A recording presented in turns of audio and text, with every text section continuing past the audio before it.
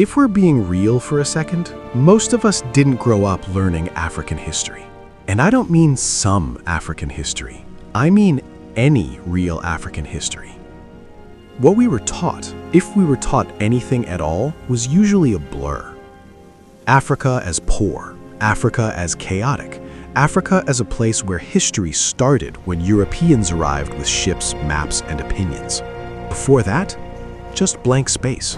Jungle sounds, tribal stereotypes, silence. And you know what's crazy?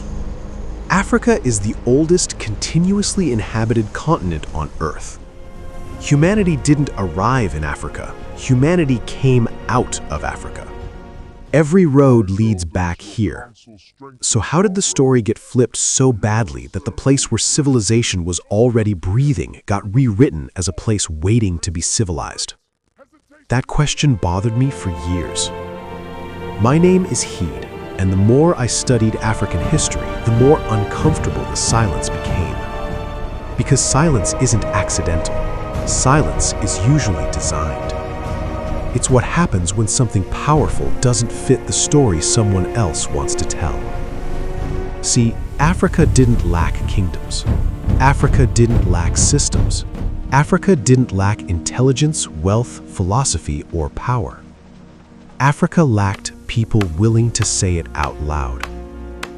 And once you start pulling that thread, honestly, once you really start, you realize the story of African kingdoms isn't small or simple. It's massive, interconnected, sometimes beautiful, sometimes brutal, always human. Empires here controlled global gold markets. Cities here traded with Asia while parts of Europe were still trying to figure out plumbing. Political systems here checked kings before democracy became a buzzword. Spiritual systems here explained the universe in ways science is only now circling back to. This channel, Heedbox, exists because I got tired of half stories. Because Africa doesn't need hype. It needs honesty. So, in this documentary, we're not starting from Europe and looking into Africa. We're starting inside Africa and letting the world orbit outward. No rush, no fairy tales, just the kingdoms, as they were. And once you hear this story all the way through, it becomes really hard to unsee what was erased. Part 1. The Nile before the world was watching. Ancient Egypt. Kush, Aksum. Let's start where time itself feels heavy. The Nile Valley. Before Greece, before Rome, before the idea of the West, there was Kemet, what the world later called Ancient Egypt. But even that name shift tells you something. Egypt is Greek. Kemet was African. It meant the Black Land, not just for the soil, but for the people who lived and ruled there. And no, this wasn't a fluke civilization that appeared out of nowhere. Kemet was organized, centralized, spiritually complex. Kings, pharaohs, weren't just rulers, they were bridges between the human and the divine.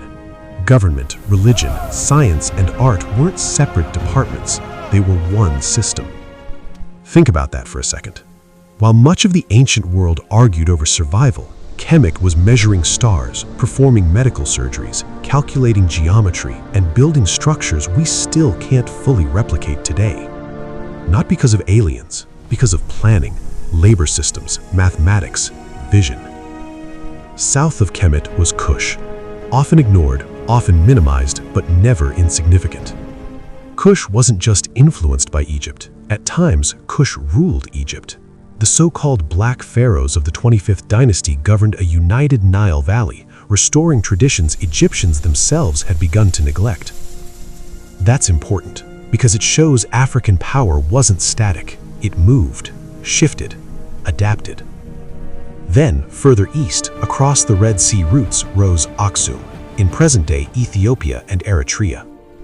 Aksum wasn't isolated. It minted its own coins, controlled trade routes linking Africa, Arabia, and the Mediterranean, adopted Christianity before much of Europe, and not as a copy, but as a localized expression.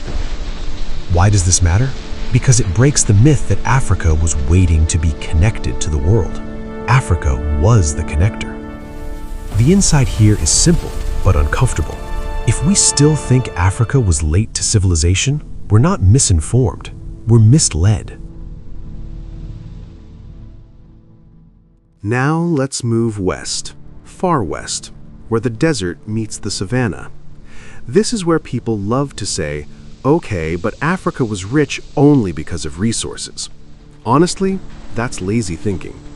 The Ghana Empire, and no, not modern Ghana, was powerful not just because it had gold, but because it controlled how gold moved.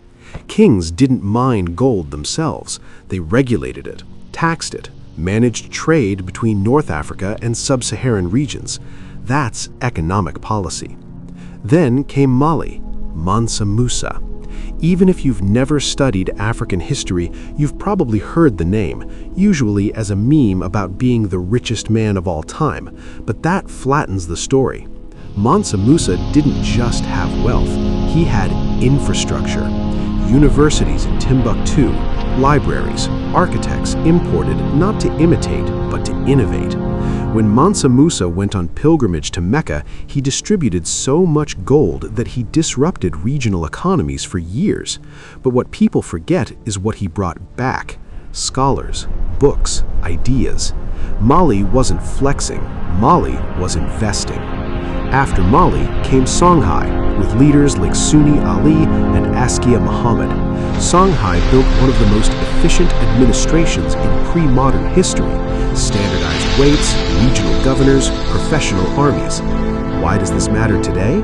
Because it proves African governance wasn't primitive, it was strategic. The insight here? Africa didn't just produce wealth, it produced systems that protected wealth.